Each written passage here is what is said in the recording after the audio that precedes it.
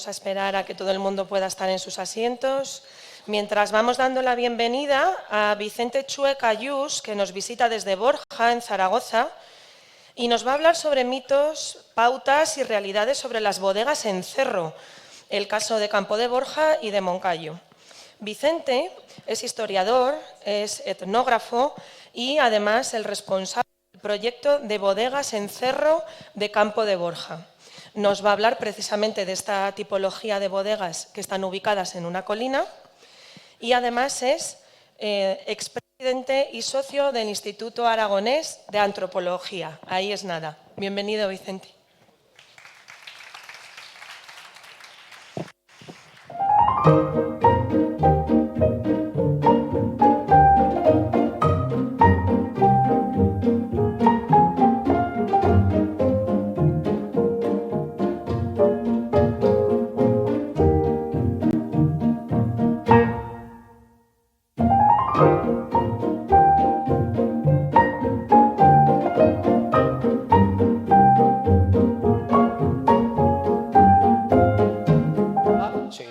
Ahí está, si no es por Alfredo.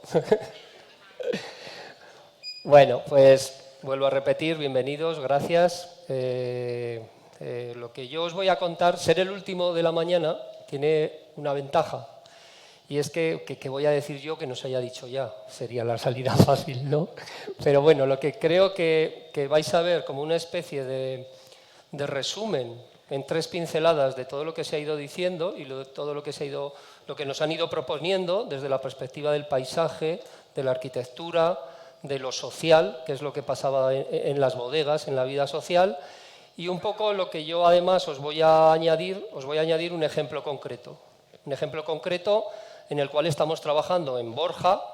Borja está en la región de Aragón, justo en el límite más o menos entre Rioja, Soria y Navarra, pero está en Aragón, ¿vale? Entonces, bueno, lo que os voy a contar fundamentalmente es eso, un punto de arranque, una visión general del paisaje, una visión de la arquitectura, una visión de lo que hemos ido, a través de lo que hemos ido haciendo en ese territorio y unos ejemplos concretos, que podéis coger lo que queráis y que para eso es, para que el que quiera empezar a meterse en este mundo de las bodegas, pues le guste. Yo cuando hablo de bodegas en Cerro, hablo de una tipología determinada de bodegas, no hablo de las bodegas que están debajo de los castillos, ni de las que están en los monasterios, ni de cualquier otra. Hablamos de esas bodegas que suelen estar en algunas localidades, en las afueras del pueblo, en un mogote, como muchas de las fotos que hemos ido viendo de las distintas localidades. Entonces, bueno, pues vamos a ir sin más. Quiero empezar por hacerlo un poco más entretenido también, por los mitos y las leyendas, ¿no? John Ford decía que cuando tengas que contar algo, empieza siempre contando la leyenda, o empieza por las leyendas, con lo cual, bueno, pues yo sigo aquí, soy de las pelis, de vaqueros y de John Ford, entonces empiezo por ahí. Os cuento algunos, podían ser otros. Allí en la localidad, sobre todo en Tabuenca, por ejemplo, que es una de las localidades que más hemos trabajado intensamente, una de las palabras que tenían, y ahí enlazamos con parte de la ponencia de Alfredo, una de las palabras que tenían para definir este tipo de historias que se contaban en las bodegas eran pasatas. Bueno, pues yo os voy a contar unas cuantas pasatas, algunas son bonitas, otras luego veréis que nos influye mucho más en todos estos temas de arquitectura y demás. Las bodegas son de tiempo inmemorial, de época de los moros, ahí aparece Trasmoz, las brujas, es decir, siempre hay un túnel que va del castillo a la orilla del río. Claro, vosotros poneros en el siglo XIX, poneros en Becker, que tiene una imaginación desbordante, y empieza a haber agujeros ahí en la tierra donde entran y salen. Bueno, de ahí a los gnomos, a los duendes, a las brujas, hay un paso. Se cuentan pasatas en las propias bodegas. Una bruja muy famosa era la tía Casca. La tía Casca pues, era la que echaba a perder todas las cosechas, la que hacía que los chicos se enfermaran y la que, bueno, era la que se cargaba. O sea, igual que estaba el cura, el médico o el maestro, pues estaba la bruja y en este caso ese era su papel.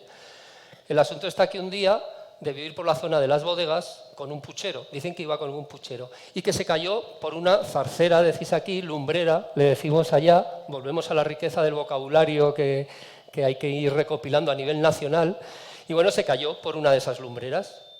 Dicen que lo sorprendente y que por eso era bruja, que se cayó, no se rompió ningún hueso, pero lo más importante, lo que llevaba dentro del puchero, no se cayó ni una gota. Ahí lo dejamos, es una pasata. Otra pasata muy chula, bueno, es decir, supongo que esto se repetirá en más sitios. Siempre está la típica historia, esta la contaban en otra localidad que se llama Fuentejalón, contaban, y también la cuentan en Tabuenca, que prácticamente todas las bodegas, se podría unir todas las bodegas entrando por una punta del cerro y salir en una noche por la otra punta, sin la tierra, sin salir fuera.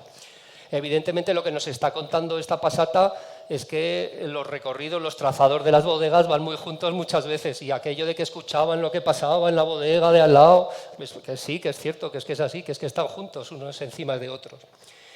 Acabo con en este apartado con una leyenda un poco más mítica, que es la de Hércules, Caco y Pierres. En todo nuestro territorio de la zona del Moncayo, digamos que los mitos, el genio constructor de todo, en parte, pues son los gigantes, y uno de ellos es Hércules. Y Hércules tiene, pues como es gigante, tiene 3 amigos que son gigantes también, Caco y Pierres, ¿vale? Y los 3, como son gigantes, hacen cosas a lo grande.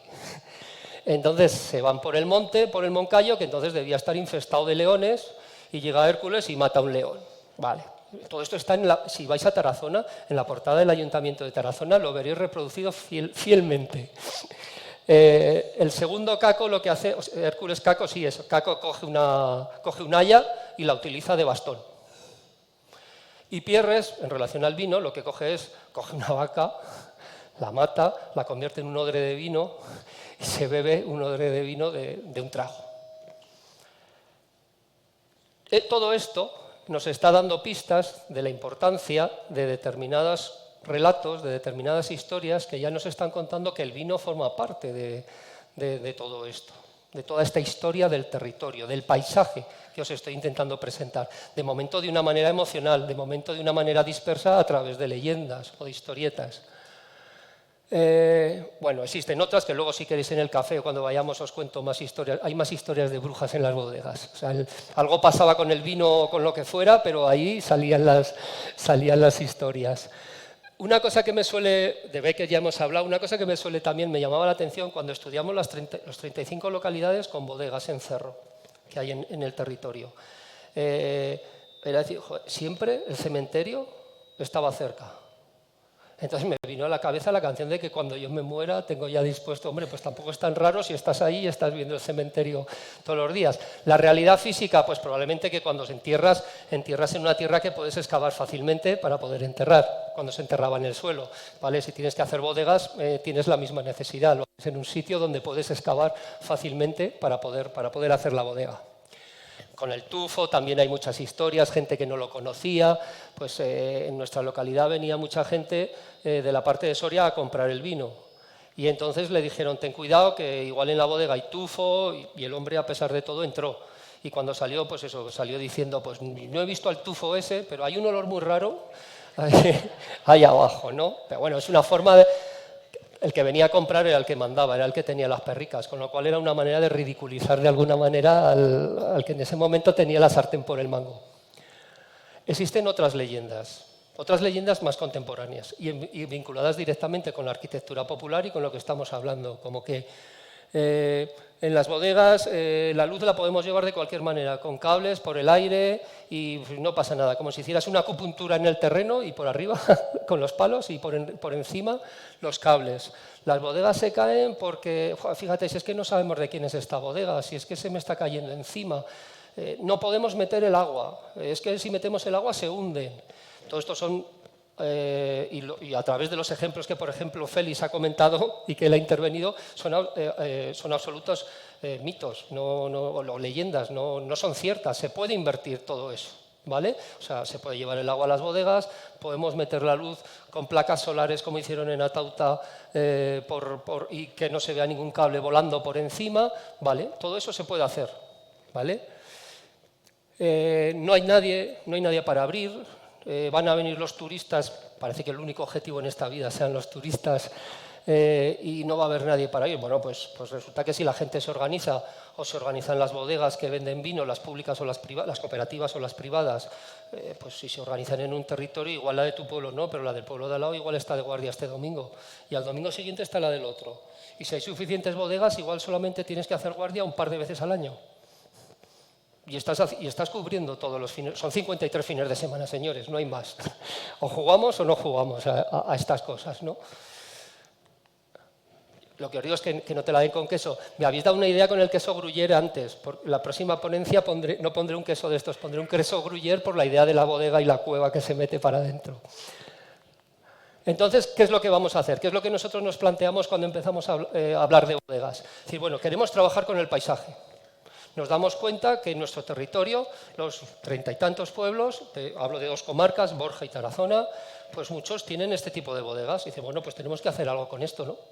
Esto es un elemento patrimonial, sigue habiendo gente que hace vino, hay una denominación de origen que es Campo de Borja, con lo cual, bueno, pues algo habrá que hacer. Evidentemente, Ruta de la Garnacha, que es la entidad gestora del turismo cultural y natural en esta zona, pues es uno de los grupos impulsores. Contacta con nosotros, que somos el Instituto Aragonés de Antropología, y a partir de ahí arrancamos. Esta labor, para que os hagáis una idea, desde que empezamos a investigar, que en el año 2003-2004, aún seguimos en ella, aún seguimos en la lucha, estamos en el 22. No parar, no reblar, que la gente tenga claro que quien se mete quiere seguir y que le guste, y así vamos para adelante. A lo que voy, este es el tipo de bodegas que os digo, este es el tipo de paisaje que puede salir del oeste. Sergio Leone puede aparecer, el bueno, el feo y el malo pueden aparecer en cualquier momento por ahí. El paisaje, nosotros lo consideramos como paisaje natural y cultural, o sea, una definición moderna. El paisaje no es solo la vista de Florencia, el paisaje no es solo... El paisaje es lo que es la naturaleza y lo que hace el hombre. De hecho, si pensamos en lo bonito, por ejemplo, que eran los paisajes de la Ribera del Sil, de la Ribera Sacra, pero eso lo ha hecho el hombre. Los escalamientos, las viñas, eso lo ha hecho el hombre. Es decir, fijaros que es paisaje natural y cultural, y lo abordamos conjuntamente.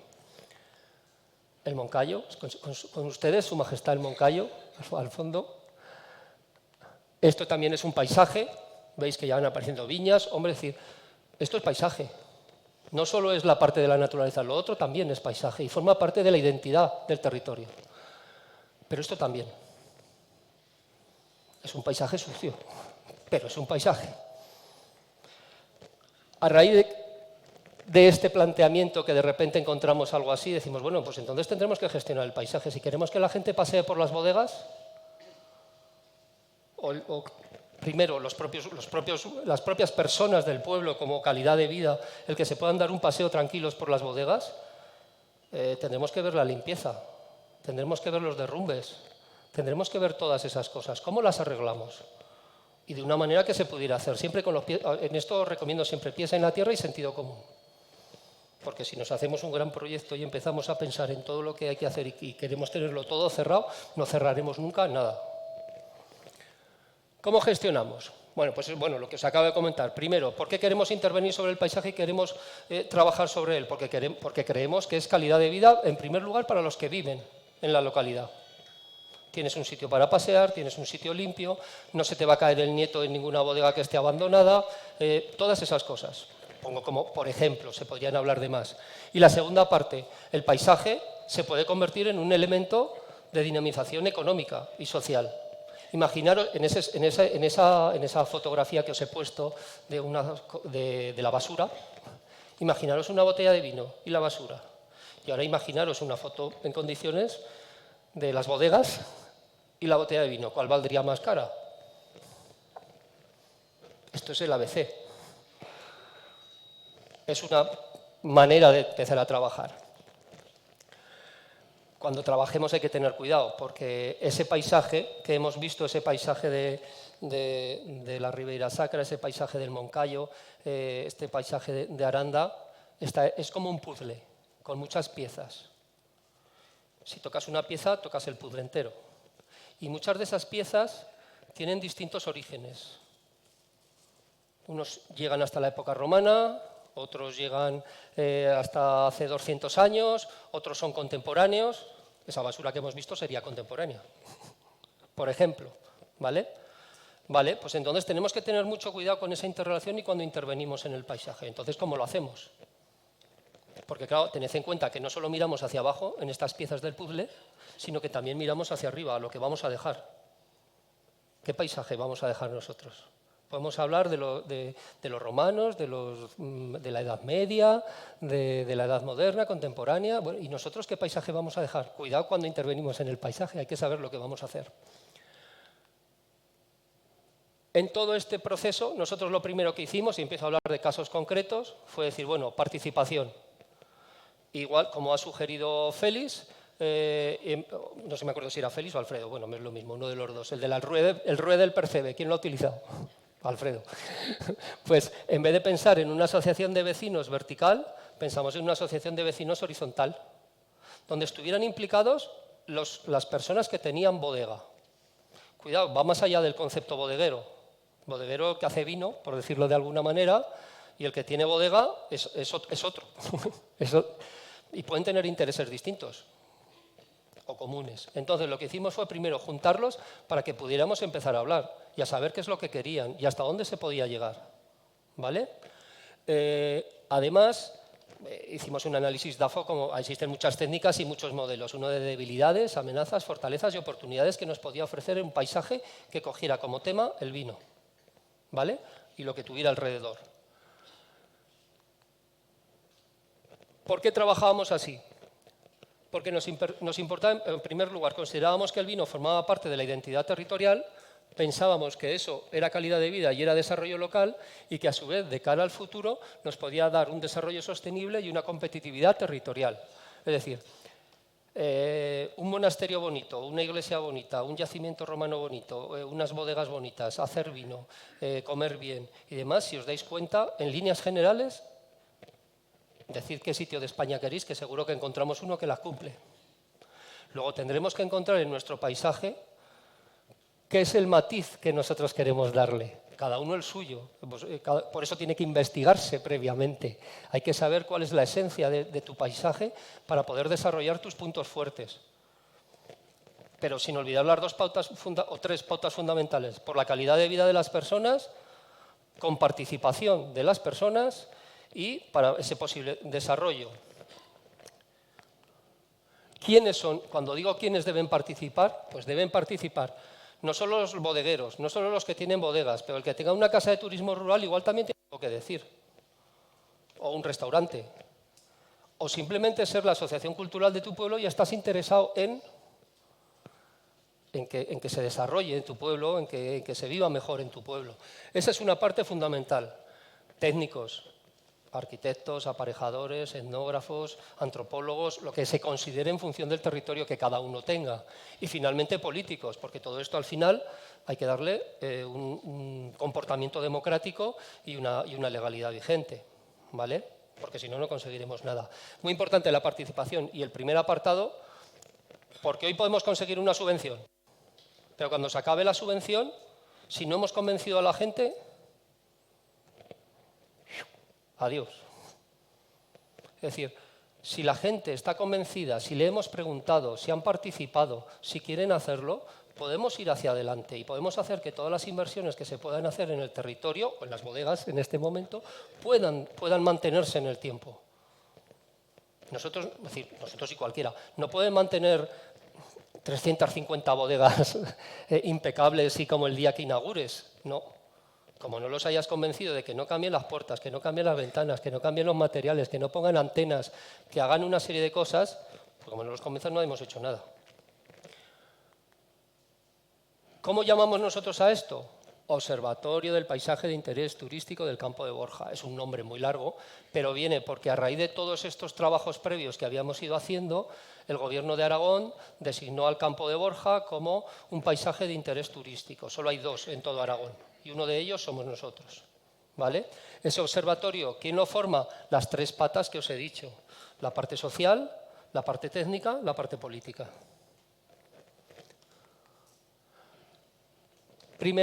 Pasado ese grupo impulso, esa forma de organizarnos, nosotros lo que hicimos fue comenzar a estudiarlas. Bueno, veis más o menos distintos tipos de bodegas que hay en nuestro territorio. Veis que fundamentalmente existen dos tipos. Aquellas en las que el cerro está claramente ya prefijado, como estas, por ejemplo. Piedra, a menudo suele ser mampuesto con un lavado de yeso en la puerta, en el resto no, y el resto, o sea, respondiendo a los modelos que ha dicho Félix. O sea, y estas otras, este sería el segundo. Aquí casi no hay, esto es en llano. Si os dais cuenta, las de Bulbuente, que son las de la izquierda, son en llano. Claro, ¿eso qué quiere decir? Que la escalera baja bastante para abajo para conseguir la profundidad necesaria. O en el Pozuelo pasa lo mismo. No solo es la arquitectura, hay detalles en las puertas, que podría ser arquitectura también. Detalles, fijaros ese número, luego hablaremos del número, no del 1889, que también te da ideas de cuándo se van haciendo esas cosas, te van dando pistas de la antigüedad, sino el 51. Aparecen ya, estos cobertizos son antiguos, no están hechos, no son nuevos, ¿vale?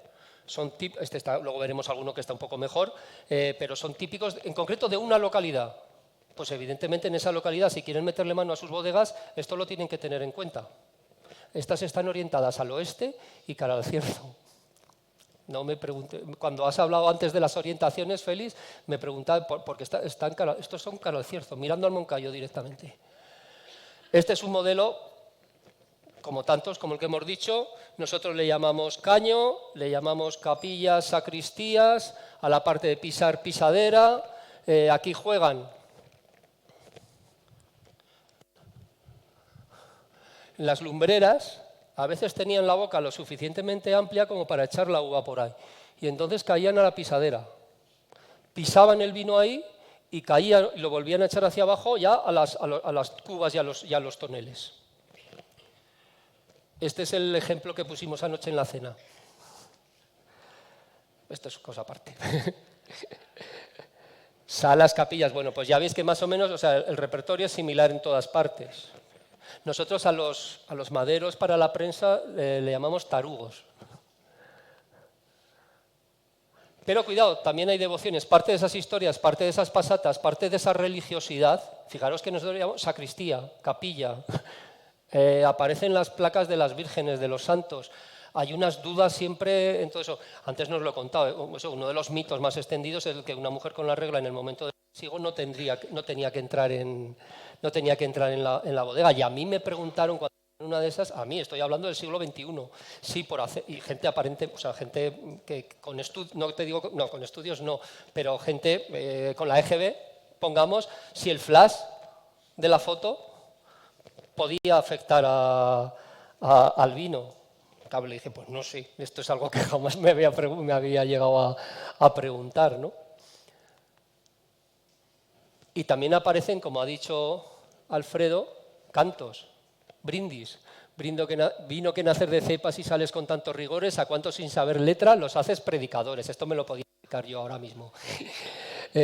Por aquí entras, por la boca, pasas y dejas el fruto y luego vas a salir por el triste canuto.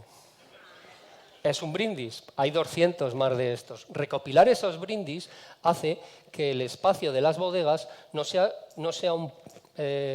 con respeto, pero que no sea un parque temático, sino que hay vida, que se han contado historias, que pasan cosas, algo que está vivo. Esa es la principal diferencia, creo yo, y puede ser hablando de señas distintas de identidad, cosas que podemos aprovechar. Nosotros, hablo por todos, la cultura del vino sigue viva. Nosotros no nos vamos a inventar nada, no vamos a recrear nada. Nosotros somos eso. En los parques temáticos se recrea. Está respetando al parque temático, pero marcando una diferencia que creo que es importante. Por lo tanto, cuando nosotros digamos que este vino es bueno, es que saben que nosotros pensamos que es bueno. O este queso, o o lo que sea, lo que produzcamos. Esta estadística me da cuenta que ya la tendría que cambiar. Bueno, visitamos más de 100 visitas a bodegas con grabaciones. Más de 140 personas entrevistadas. ¿Y os acordáis del numérico ese que os he dicho? Pues le dimos vuelta a ver por qué demonios en muchas aparecía, estaban numeradas. Y el motivo era que entre los años 20 y los años 30, lo digo para los investigadores, les hicieron pagar impuestos. En Aragón sí, en Castilla ya no lo sé, pero por si acaso. Y esos libros, encontramos todavía alguno de esos libros. en algunos de los ayuntamientos, no sabían ni que los tenían. Son libros de bodegas donde aparecen todos los propietarios con las extensiones y cuánto pagaban, la extensión de la bodega. Eso nos permitió, por eso digo que esto lo tengo que cambiar, sacar una media. La media es la de los libros, la realidad es otra. La media de unos 37, 40 metros cuadrados de bodega tenían allí. Son bodegas pequeñitas, por eso hay muchas. Son bodegas pequeñitas. Dicen 40, pero luego la experiencia de ir a los sitios, de mirar, de medir, y esto dices, joder, pues si la mayoría me salen de 70, 80, ¿aquí qué está pasando? Y luego te das cuenta, claro, libros de impuestos, amigos. Medíamos de aquellas maneras, a nuestro favor, claro. Esa era la explicación, ¿no? Por eso os digo que el tamaño medio, pues sobre 60 metros, ahí estaría, ¿no? Los datos que yo saqué iban entre 1850 y 1950, ¿vale? Y los datos totales, ese sí que es verdad, teníamos datos de 1101 bodegas. Hay un dato curioso, en Borja aparece una calle con 112 propietarias femeninas de bodegas. No sé qué pasó con los hombres en esa calle. Pero a eso sí que no le he encontrado solución todavía. En definitiva, lo que buscábamos con la investigación era poner el nombre de las cosas. Entonces, bueno, pues la conservación y la restauración, bueno, esto sería el DAFO que os dijimos, pero son los problemas generalizados, estados de ruina, suciedad, aislamiento, falta de mantenimiento, accesos en mal estado, los alumbrados, las debilidades son internas, individuales, ¿vale? Las amenazas son externas, por eso he puesto a la estrella de la muerte de la Guerra de las Galaxias arriba, ¿vale?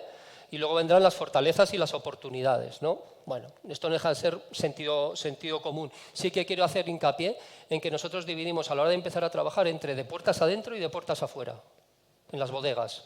De puertas afuera existe una responsabilidad pública. De puertas adentro es de cada uno.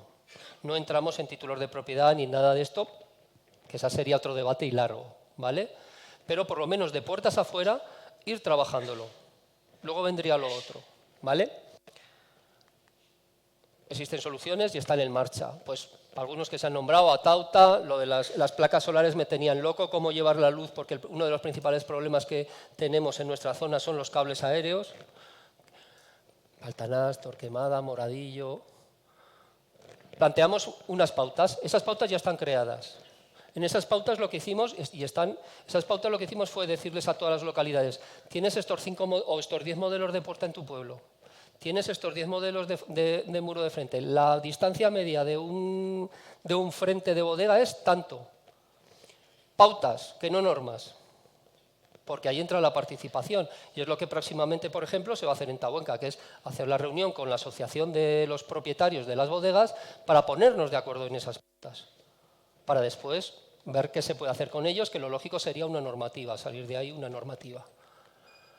Pasamos esto, estas son las pautas, si alguien las quiere, yo se las paso, no tengo ningún problema, porque además son públicas. Y quería llegar a la parte final, Tabuenca, ejemplo piloto. ¿Vale? Entonces, el ejemplo piloto de Tabuenca, ¿qué es lo primero que hicieron? Lo primero que hicieron, y nosotros estábamos ahí un poco pendientes también con ellos, era delimitamos el espacio de las bodegas. Paso 1. Paso 2, le ponemos nombre a las calles. Paso 3, las volvemos a numerar. Con gusto, no haciendo grandes números, sino correctamente. De manera que ya no es la bodega esa que es la tercera bodega, que está en el segundo camino, que está no sé dónde. No. Es la calle tal, número tal. Y tiene que tener un propietario y un responsable. Y a partir de ahí seguimos trabajando. Seguimos trabajando, evidentemente, la Asociación Cultural de la localidad y la Asociación Cultural de las bodegas, como pertenecen a ese observatorio de alguna manera, como están participando, les estamos escuchando y estamos en continuo diálogo con ellos para ver qué es lo que se puede hacer. La foto de la derecha es Tabuenca, en concreto, que por poco no se ve el Moncayo. La próxima vez mejoraré la foto. ¿Vale? Ese es un plano de lo que se hizo, los nombres de las calles apropiados al tema, Macabeo, Garnacha, Cabernet Sauvignon, pero pueden ser otros perfectamente, pero que tenga un sentido lo que hacéis, ¿no? Se hicieron talleres constructivos de la piedra seca, del yeso, se hicieron, aquí le decís hacenderas, allí le decimos comunales o vecinales, Y eso a su vez servía para ir a trabajar y para hacer una fiesta después. Y aquello, ese engrase funcionaba y funciona. Eso es el inicio del mirador.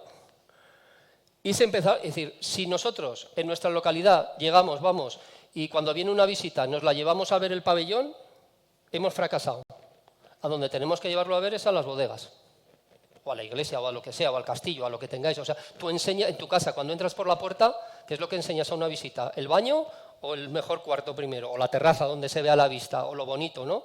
Eso es lo que nos demostrará que vamos por un camino bueno. Cuando la gente, cuando tienen visitas, se los llevan a la bodega. Estamos dando una utilidad de merienda, una utilidad de vino, pero una utilidad, otra utilidad. Estar orgulloso, que el que dentro esté orgulloso, para que venga de fuera se dé cuenta que eso tiene sentido.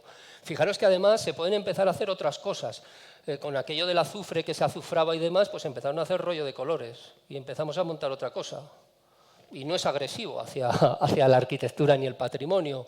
Se empezaron a hacer representaciones teatrales en las bodegas, se empezaron a hacer microconciertos. Igual no es un concierto que te necesita no sé cuánto escenario y no sé cuánta gente, es un cantante, una guitarra y poco más. Y la gente lo que está haciendo es beber, o sea, degustar. Había una cata de vinos, era una cata de vinos. Pero bueno, os digo porque son espacios, ahora que se pone puesta el microteatro, los microconciertos, el micro, bueno, pues nosotros tenemos espacios micro. Vamos a usarlos. Y que en cada bodega, hicimos en esa cata que en cada bodega hubiera una cosa distinta, para que tuvieran que entrar a varias bodegas y para que los dueños de esas bodegas también estuvieran orgullosos de que habían dejado sus bodegas y mira lo que ha pasado. El ayuntamiento ha apoyado completamente en todo este proyecto, si no en Tabuenca no se hubiera podido hacer nada. Hicimos rodaje de documentales, etnográficos, Eugenio Monesma, algunos vídeos por toda esta zona ha hecho. Metimos a las mujeres en las bodegas. Hablando también se ha dicho de que las mujeres evidentemente antes no iban demasiado a las bodegas, pues esto está empezando a revertirse. Hay que pensar cosas para esto. Señalizamos un sendero turístico, se señalizó un sendero turístico con financiación europea. Pero claro, todo esto, fijaros que no es señalar un sendero y ya está. Es todo lo anterior que os he contado. Esto sigue, esto se mueve, esto tira en una dirección. Por supuesto, espacios para catar el vino, como comenta Alfredo, el almuerzo, la charla y lo que haga falta. Y bueno, ya está, que me han dado el toque. Igual me he pasado ya. Muchas gracias.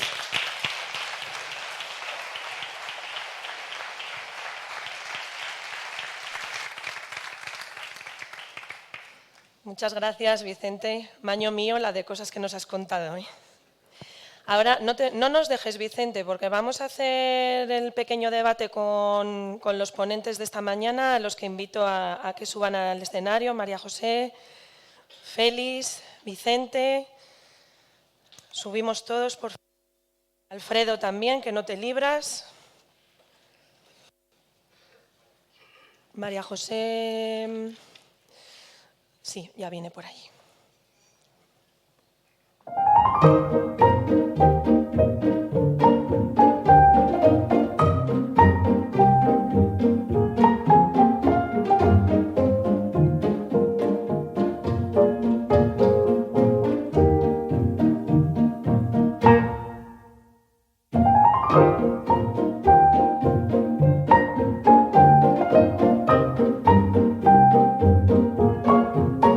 En media hora de debate y de preguntas abiertas, todos los conocimientos, experiencias, casos prácticos, vivencias con paisanos de pueblos, labores de investigación, libros, sería imposible. Pero bueno, por eso tenemos una jornada también mañana y una esta tarde, no lo olvidéis.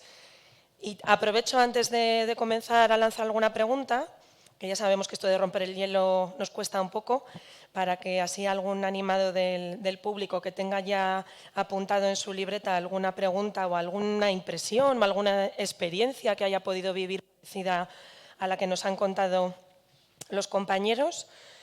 Aprovecho para saludar a los que nos están siguiendo a través del streaming en redes sociales, que se está emitiendo a través del canal de Aranda Me Gusta. No hace falta tener cuenta en Facebook, simplemente con pinchar en el enlace lo podemos ver.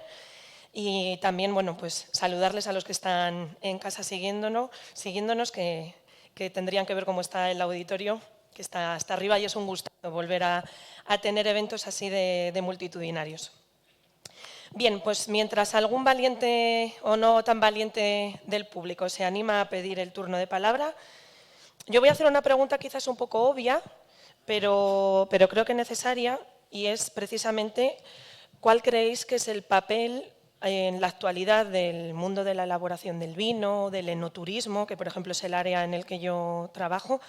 ¿Qué papel desempeña precisamente la arquitectura tradicional en toda esta vorágine de la parte de elaboración, en la parte de la promoción y de la difusión y puesta en escena de lo que es un entorno rural y un destino turístico o un destino productor?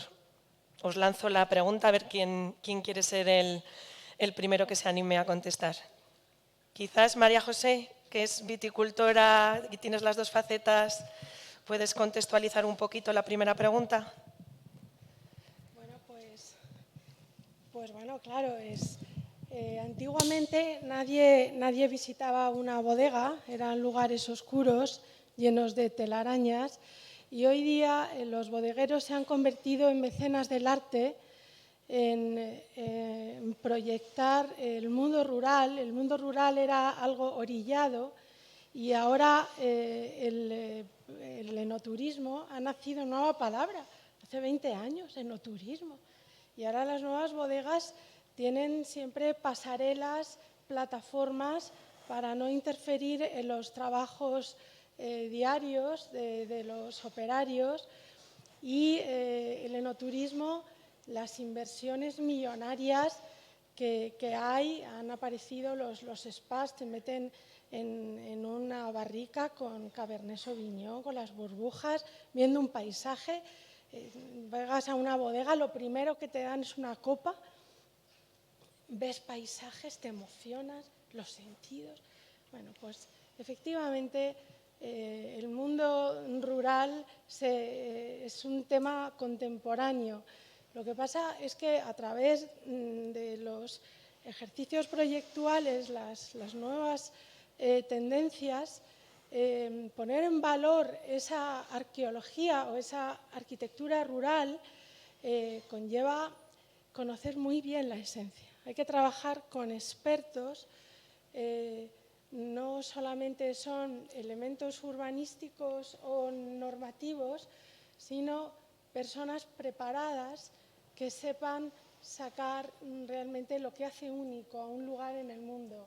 Lo que hay aquí en Aranda de Duero, lo que hay en cada una de las ponencias que se han desarrollado, son lugares que no existen en un lugar.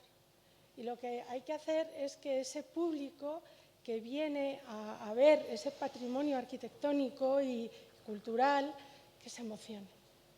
Hoy día son tremendas las exigencias, entonces hay que ir a por todas. Muchas gracias, María José. Buena reflexión. Yo diría una cosa que decimos mucho cuando se habla de vino y demás. Esto se ha hecho así desde siempre. Decimos esto, ¿no? ¿Vale? Pues si alguien viene a interesarse por el vino, llévalo a la bodega de tu abuelo, le estarás demostrando que se ha hecho desde siempre. Desde una generación, desde dos, desde tres antes. Y eso cambiará la perspectiva.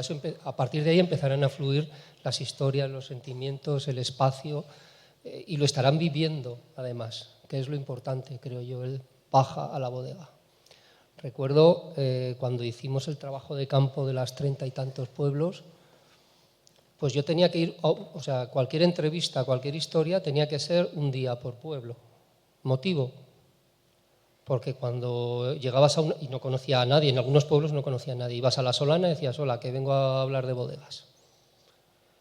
Acabábamos dentro de las bodegas, dentro de la bodega la cortesía es que te ofrezcan vino, pero hay amigos, luego hay que volver. Entonces, pero esa cortesía formaba parte de la visita a la bodega. Es decir, te están invitando a entrar, te están invitando a enseñarles su mundo. No es que te lo diga, es que lo estás probando.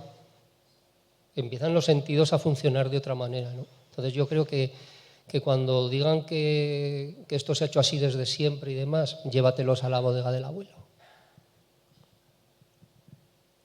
Gracias, Vicente. pero no tenéis que llorar ni nada. Una pregunta concreta, ¿verdad? Y es de qué modo la arquitectura, ¿no? Sí, pues, hay que desvincular también un poquito lo que es la arquitectura tradicional de la bodega de lo que es la arquitectura de las grandes bodegas, ¿no? Bueno, tampoco se puede decir que las grandes bodegas hayan hecho algún daño a las pequeñas, pero persiguen objetivos distintos, ¿de acuerdo? Persiguen objetivos distintos. Bueno, los grandes proyectos, el fasto. Bueno, bien, es una manera de llamar la atención, ¿de acuerdo? También una manera de llamar la atención de un determinado momento, ¿no?, en el que hemos invertido en hacer grandes edificios. Yo creo que ahora se nos va a poner en nuestro sitio, ¿no? Es decir, los recursos son los que hay y hay que invertir de otro modo. Pero bueno, bien, bienvenidas hayan sido, ¿no? Claro, el otro debate es el de la arquitectura tradicional. Y en relación a tu pregunta, pues claro, la arquitectura es lo que contiene, ¿no? Y la arquitectura es la que hace el vino. Y también lo ha dicho Juan José antes, es decir, que la arquitectura, es decir, yo vengo a decir que las bodegas son espacios altamente cualificados, muy tecnificados, que corresponden a pues una etapa preindustrial, ¿no?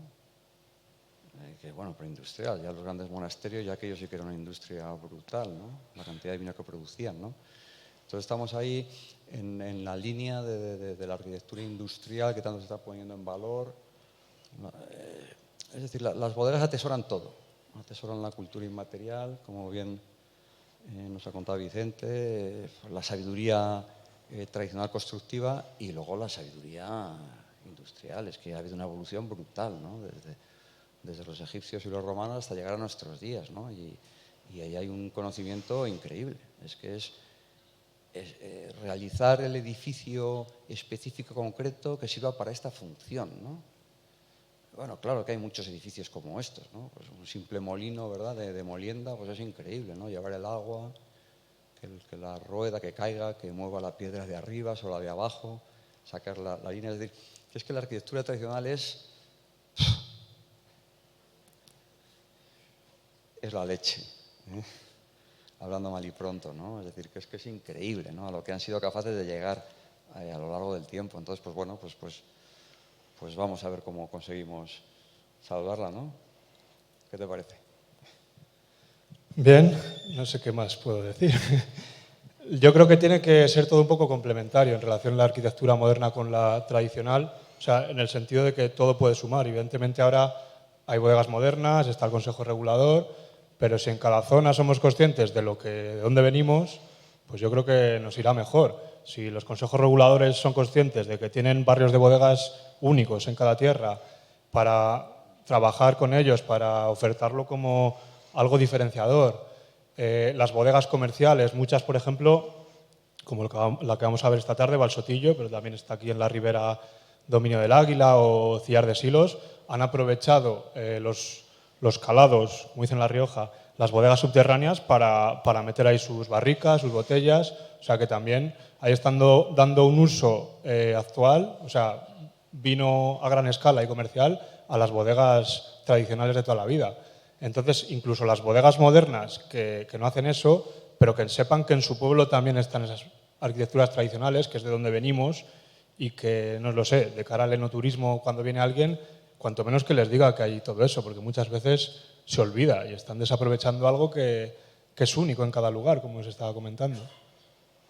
Qué bonito es ver cómo personas vinculadas a profesiones tan técnicas, basadas en cálculos, en números, como puede ser la arquitectura, son capaces de trasladar tanta emoción y retrotraerse a aspectos sociológicos, históricos, que van mucho más allá de sus profesiones. Quizás la de Vicente es la más emocional, siendo historiador y etnógrafo, es el más terrenal de los cuatro, pero es muy bonito ver cómo disciplinas convergen y cruzan caminos para dar en grandes trabajos como los que hoy hemos podido escuchar.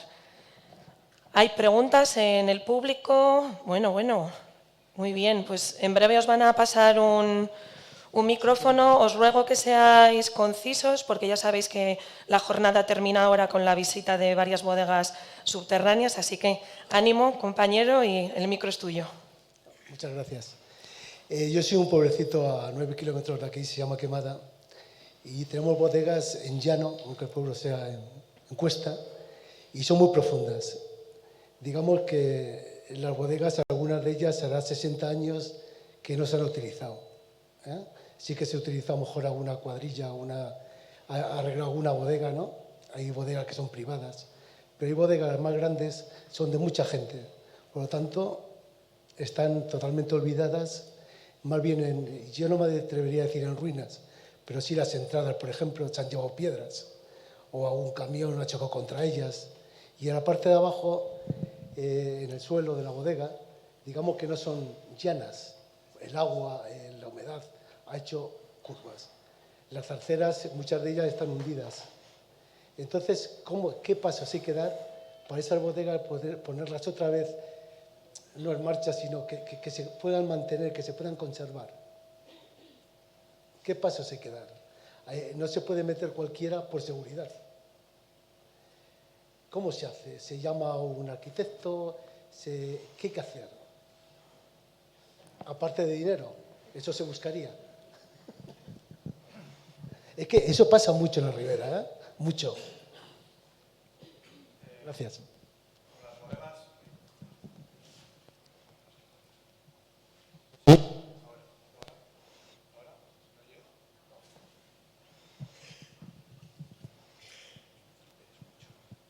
Con las bodegas pasa como con las viñas, que no funcionan las matemáticas.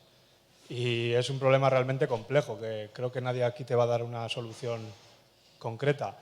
Yo creo que la clave es un poco lo que hemos estado contando, aunque perdóname si no te llego a responder, ya te lo anticipo, pero lo primero lo que hemos estado contando, que si no las valoramos, si no somos conscientes de lo que son, apaga y vámonos. O sea, entiendo que tú ya hablas sabiendo que hay ahí un valor, no me refiero al económico. Y luego yo creo que hay que pensar en un uso, porque antes de arreglarla por arreglarla, pues a alguien le sobra el dinero o no sé, o se aburre, pero entiendo que hay que pensar en un uso, y cuando piensas en el uso ya estarás pensando incluso en cómo arreglarla.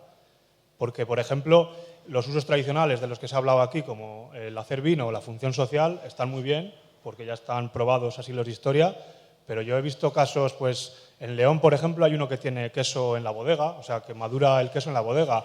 En una bodega de Valladolid hay una chica que se puso a poner setas para vender. De hecho, aquí es típico lo de que haya bodegas que se hayan puesto champiñones. O sea, que yo creo que arriba la creatividad, todos los usos que sirvan para poder poner en valor, para poder recuperar las bodegas, siempre y cuando se respete, o sea, no vas a hacer, hay cosas que no se podrán hacer ahí.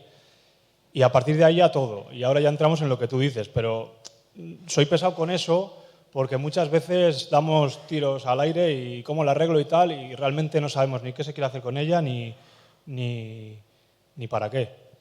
Y no sé si alguien te puede responder a ti, porque yo creo que no lo he hecho. No, perdona. No, vamos, una cuestión concreta. De las bodegas solo se cae lo que está construido. Solo se arruina lo que está construido, ya lo he dicho. Lo que está excavado se va a quedar ahí por siglos. ¿De acuerdo? De modo que hay que arreglar la entrada y ya está, y ya es otra vez tuyo. Tal vez haya que repicar algún paramento, tal vez haya que hacer las partes bajas, pero la bóveda estará en perfecto estado, seguramente. Obviamente. No. Bueno, no lo sé, depende del estado de degradación y bueno, ya hemos. Es decir, que los procesos son largos y todo depende, ¿no? Pero en situaciones muy normales nosotros hemos entrado en bodegas y ha sido arreglar un poquito la escalera y perfilar los peldaños otra vez y allí estaba, allí seguía. Porque allí seguía el espacio excavado, en perfecto estado. Bueno, son procesos complejos, hay que formar gente también, no hay arquitectos, no hay demasiados arquitectos, o tal vez sí, no lo sé, alumnos, diríamos que tenemos la responsabilidad nuestra desde la universidad, desde luego, o la mía al menos, en esta pequeña faceta, es formar técnicos capaces de, porque hasta ahora no les hemos formado, porque bueno, esta concienciación sobre el valor de la arquitectura tradicional está empezando ahora. Pero formar para bodegas y para casas y para todo, ¿no? Es decir, para el medio rural. Bueno, en algunos foros también defiendo que debería haber 2 tipos de arquitectos, o 3 o 4. Claro, arquitectos para el medio rural, claro, si lo queremos conservar, y arquitectos para las grandes ciudades. Y que no todos saben hacer todo. Y solo formamos para un modelo de arquitecto. Tal vez asemeja un poquito al modelo anglosajón, que hay ahí un arquitecto que trabaja en el paisaje y en el medio rural. Algo así, pero necesitamos arquitectos porque no les hay, no saben qué hacer. Pues lo tiramos y lo hacemos de nuevo. Bueno, ¿para qué vamos a tirar aquello si tiene un valor residual excepcional y unas características térmicas y acústicas increíbles, etcétera? Entonces hay que formar desde mi campo, ¿verdad? Y luego hay que formar técnicos y formar artesanos otra vez. Joder, qué gozada, ¿no? Ser un artesano, el que mejor sabe hacer su oficio, ¿no? La artesanía otra vez, ¿no? Eso es fundamental. La artesanía de la construcción. Y yo hablo en estos términos para dignificarla de algún modo, ¿no? ¿Más preguntas por allí? Hola, me gustaría saber si alguno de vosotros y vosotras podéis aclarar el régimen de propiedad de las bodegas, por ejemplo, de la zona ribereña. Cuando hablamos de terreno comunal, si realmente la propiedad pertenece al vecindario, si el subsuelo hoy en día sigue siendo de propiedad estatal, pero la propiedad de uso es vecinal, si hay algún tipo de regulación con respecto a la propiedad y si es derecho consuetudinario. Bueno, no sé si podéis aclarar un poquito el régimen de propiedad de las bodegas comunales. Ánimo. Sí, es el gran tema, ¿no? Es decir, esto es mío y quiero que se me reconozca como mío. Y claro, yo he abierto la espita porque he dicho que efectivamente damos un documento que es con lo cual se pueden escriturar. Efectivamente, el terreno normalmente siempre es de uso público. Incluso, ya he dicho, en algunos barrios de bodegas, en la parte superior del cerro, siguen cultivando con tractores y no pasa absolutamente nada. Es decir, que el suelo o el cerro será comunal y no sé cómo estará declarado dentro de la normativa de planeamiento, pues zona de protección de uso agrícola o Asentamiento tradicional. asentamiento tradicional. Bueno, eso no quiere decir que yo no estuviera antes, de tal modo que la bodega es mía y el espacio es mío. Y si yo puedo demostrar que llevo allí más de 50 años, pues eso ya es mío. Entonces el hueco es mío, el derecho de uso. De tal modo que nosotros con los documentos que hacemos, el propietario escritura lo construido, insistir muy mucho en eso. Hay una parte construida que por tanto se rige por los temas de la construcción de edificios. Tiene un tejado y tiene unos muros de piedra, laterales y frontales, y una puerta. Ya está. Y eso se escritura. Y luego se escritura el uso del subsuelo. Tantos metros cuadrados. Y ya está. Y los notarios te lo hacen, ¿eh? Y eso es tuyo. Y que es el primer paso, claro. ¿Perdón?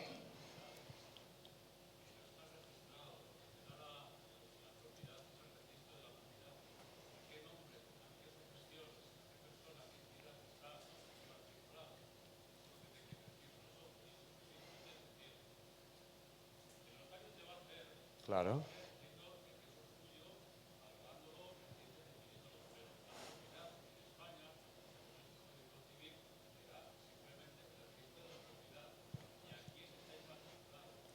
Correcto, correcto. Entonces, no, me basta con tener el uso, ¿no? Y la entrada, que es lo que siempre se dijo, ¿no? Que el propietario de una bodega es el que tiene la entrada a la bodega, porque allí no rige la ley de la propiedad horizontal. Mi bodega puede estar por debajo de tu casa, claro, perfectamente, porque en 1500 y pico el señor de la villa de Simancas y en 1400 y pico el señor de la villa de Aranda concedía licencia para construir en el subsuelo del espacio público y de la casa del de al lado, claro, porque la propiedad del suelo, él era el propietario del suelo y era el propietario del subsuelo. De tal modo que yo estoy y existo, y allí estoy, y ese uso es mío. El suelo no te lo pueden dar, pero el uso, desde luego. Y luego la puerta. Entonces no hay ningún inconveniente. Ahora hay que hacer valer que tú estás ahí debajo antes que el de arriba, ¿eh? Ojo.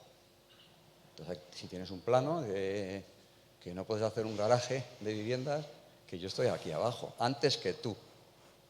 Entonces tengo un derecho consolidado, que estoy debajo tuyo, que no pasa nada. Ahora, a ver qué haces tú arriba que no me afecte a mí abajo. Entonces tu escritura, o registra lo que tengas y ya está. Y ojo, si quieres hacer un sótano, pues vale, bien, llegamos a un acuerdo. O si puedes o no puedes hacerlo, que es una de las cuestiones importantes. es que tal vez en los pueblos no debiera de hacerse sótanos en los cascos históricos, que para eso son cascos históricos, ¿no? Que llevan mucho tiempo aquí, 500 años, entonces pues déjales tranquilos, vete a la periferia a hacer esas otras cosas, no lo sé. Es como todo, es compaginar las cosas, son también modos de entender los cascos históricos de las ciudades de otra manera. Hace muchos años lo antiguo era viejo y lo tirábamos, y ahora ya no, ahora ya hemos cambiado la percepción de las cosas. Entonces pues ahí avanzamos. ¿Más preguntas? No sé quién Yo, tiene el micro. sí, yo. Al fondo. Hola, buenos días. Muchas gracias a los cuatro. Yo ni soy enóloga, ni, vamos, solamente soy una persona interesada y bueno, pues siempre aprendemos algo. Yo quería hacer una pregunta, ya que hablamos sobre todo de arquitectura tradicional. Bueno, pues aquí en Castilla y León, en La Mancha, que es la zona donde yo soy, estoy viendo en Aragón, sí hay un concepto muy claro de arquitectura tradicional o una tipología. Pero, por lo menos a lo que yo conozco, en la zona pues, del Marco de Jerez o de Cataluña y demás, hay arquitectura tradicional, porque yo solo conozco grandes bodegas, pero no sé si en estas zonas hay realmente arquitectura tradicional relacionada con el vino. María José, quizás, que has hablado de esas zonas en tu ponencia, ¿la puedes responder? Sí, muchas gracias. Desde luego, toda la cuenca del Mediterráneo, desde Cádiz a Tarragona, tiene una de las colecciones de yacimientos, tanto fenicios como romanos, más importantes del mundo. Y desde Cádiz, por supuesto, el yacimiento de Doña Blanca, subiendo hacia arriba, hacia Adenia, tenemos ya Aldebenimaquia, Tarragona. Se han hecho importantes rehabilitaciones, incluso en algunos yacimientos se han hecho cubriciones aéreas muy sutiles para preservar esas impermeabilizaciones que cubrían las pilas de fermentación. Y por tanto, hay un mundo de la arqueología dedicada exclusivamente al vino. Incluso se han hecho simposios internacionales, tanto de arqueología como de rescatar ese patrimonio vitivinícola de los productores mediterráneos. Muy interesante. Gracias, María José. ¿Tenemos alguna pregunta más? Sí, yo quería preguntar si se ha hecho algún inventario de los sistemas de prensado. Todas las prensas que habéis mostrado, que son de viga, se acaban en San Esteban de Gormaz. En Rioja no existen prensas de viga. En Aragón aparecen las de banasta. Es decir, tenemos que hacer una clasificación, además de lo arquitectónico, de toda la ergología, porque tiene que ver la tecnología con la arquitectura. Por eso pregunto si habéis visto, por ejemplo, prensas de cabezal en Castilla y León, o si en Aragón hay prensas de viga como las que aparecen en Castilla y León, que en La Rioja no las hay. A ver, en Aragón, en el Aragón occidental, que es el que más controlo yo, realmente no hemos encontrado. Son de cabezal, son de esquina, y ya, primero eran de madera y después ya cambian a la fundición. Y las fábricas en concreto que las hacen, y ahí sí que tenemos los inventarios, son Aberli en Zaragoza y Marrodán en Logroño. Las de viga, en la zona precisamente del Bajo Aragón, la parte de Alcañiz, el Matarraña, ya vamos llegando a Castellón y esa zona, sí que existen vigas de estas, pero que yo conozca aplicadas al aceite. Pero bueno, sabemos que una de las normas de la cultura tradicional y la cultura popular es las herramientas las utilizamos indistintamente para lo que sea. Hasta ahí podría, o hasta ahí sé yo. Hay tiempo para 2 preguntas más. Hola, muchas gracias. Quería primero agradecer las ponencias, porque no siempre tenemos oportunidad de ver el mundo del vino desde esta perspectiva, porque siempre vamos a ver el mundo del vino desde el vino, no desde donde se mete el vino, ¿no? Más va para Vicente. Yo, desde el tema emocional, yo me he criado en La Rioja, he pasado por los calados, he pasado por las bodegas de los pueblos. Siempre cuando pasas por ahí, ¿qué es un vino? Y tal, siempre es esa parte emocional y sensible hacia la gente que va. Mi pregunta es, todo este trabajo que se está haciendo ahora, que me parece que es mucho, no solamente ya de trabajo real sobre el trabajo, sino sobre el terreno, sino con la gente, ¿cómo o qué se está articulando para vender esto hacia la gente? Estamos acostumbrados a ver bodegas grandes, vamos a ver la bodega no sé qué, pero a la gente yo creo que emocionalmente le gustaría más o igual, ver bodegas pequeñas, ver al bodeguero en la pequeña bodega, visitar este tipo de sitios que normalmente no tenemos mucha oportunidad de hacerlo. Gracias. Mira, nosotros lo primero que hicimos, digo mi experiencia, y esta puede ser luego la de cualquiera o cada uno como lo vea. Lo primero que hicimos fue, como la propia estructura de la charla que os he dado, primero sensibilizamos a todos esos sectores de población, al social, al técnico que hubiera por allí y al político, de la necesidad de tener cuidado con el paisaje y de que el paisaje transmitía esos valores. Los fuimos sensibilizando, por eso hemos hecho un camino tan largo, en parte. Después, el siguiente paso que dimos fue decir, bueno, pues si esto queréis que se convierta en un recurso cultural y en un recurso turístico, pues a ver, ¿quién gestiona aquí todos los temas de vino en nuestro territorio? La Ruta de la Garnacha es la entidad turística que se encarga de ello. Bueno, pues tenemos que informarles, tienen que conocer esto, tienen que saber lo que dicen, tenemos que educarlos, entre comillas, ellos estaban educados ya, pero bueno, educarlos en qué es lo que hay que transmitir. Y luego, pues ha habido, la parte final es esta, que es apoyarse en localidades en las cuales creen en esto, como era el caso de Tabuenca. Entonces, cuando, por ejemplo, él hablaba de nuevos usos, a raíz de la pregunta del compañero, es decir, nuevos usos de las bodegas, efectivamente, es que los nuevos, o sea, cuando estaban todas las bodegas enteras en Cerro y estaban funcionando, es que se producía vino. Ahora el vino va por otras vías. Luego no podemos llegar a aspirar a tener 350 bodegas haciéndose su vino. O igual sí, depende de cómo le dé a la localidad en cuestión. Pero hay que inventar otros posibles usos que nos permitan mantener esa arquitectura. Y otros posibles usos, yo parte de la charla no era el mostraros a un tío cantando o a un tío haciendo teatro, esto es decir, fijaros que puede haber nuevos usos, como el de las setas, los champiñones, por Rioja creo que se hacía también. Lo de los champiñones lo vi. Entonces, bueno, eso es lo que yo creo. O sea, yo lo que recomiendo es pies en la tierra, mira a ver si tienes la iniciativa, si sabes lo que quieres, ve a por ello. Y si te puedes buscar compadres que vayan contigo en la dirección, mejor. Nosotros, en el momento, por ejemplo, en que el Ayuntamiento de Tabuenca empezó a comprar bodegas para uso simbólico del ayuntamiento, para cuando venía alguien no llevarlo a un edificio sin personalidad, sino llevarlo a un lugar con personalidad.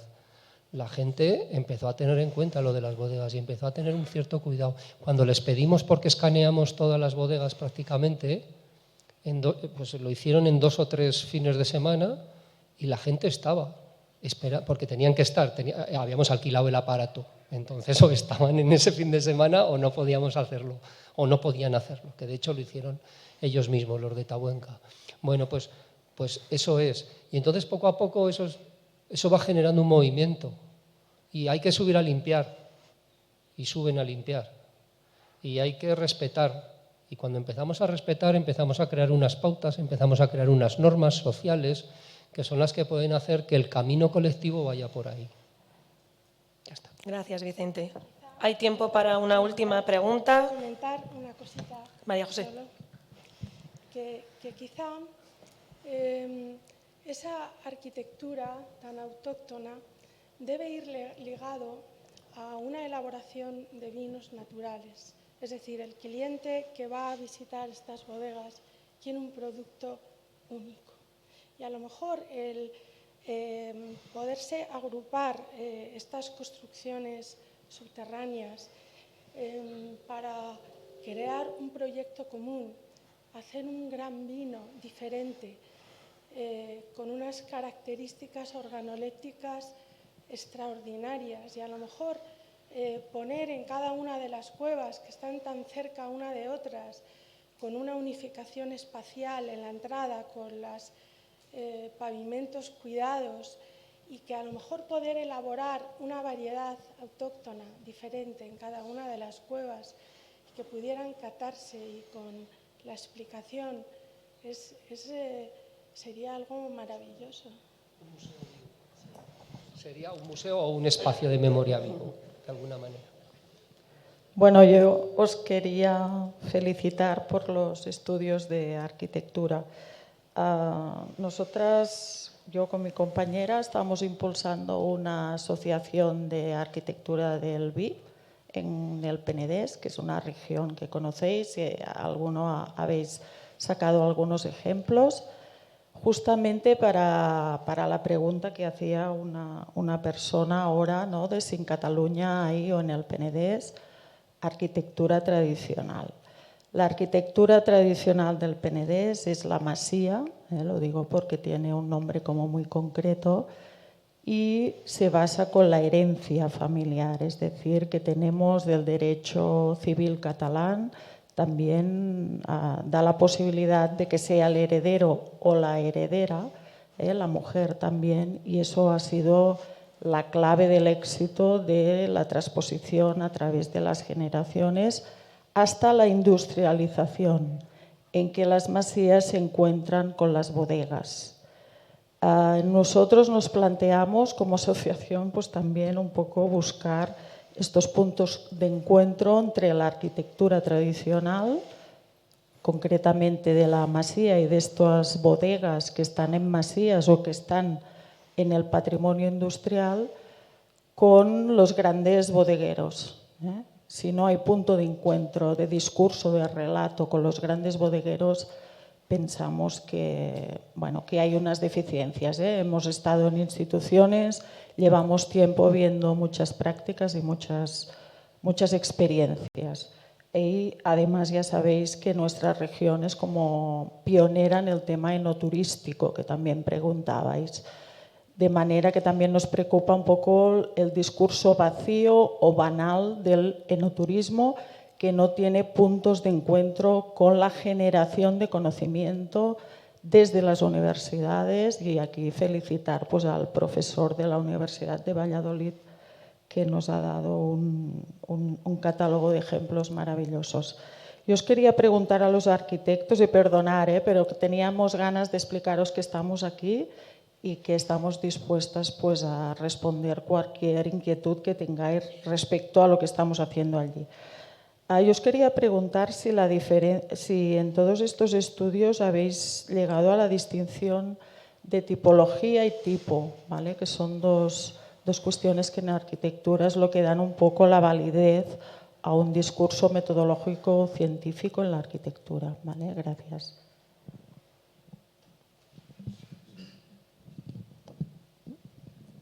Bueno, la tipología es muy variada y efectivamente parece que había un momento en que siempre había que clasificar las cosas por tipologías. Bueno, tampoco soy muy partidario de esa clasificación. Bueno, las hay, de hecho mostraba como 4 plantas de bodegas distintas porque las analizábamos, y sí, pues podemos hablar de una tipología pues con la viga de la lagar al frente, la viga de la lagar al fondo, con la nave longitudinal y en paralelo el lagar. Bueno, efectivamente, una vez que tienes un repertorio suficientemente amplio de bodegas excavadas, pues puedes empezar a juntarlas en bloques en función de distintas tipologías, ¿no? Sí, y normalmente reproducen la tipología. Hay que ir también muy de la mano de los estudios históricos, ¿verdad?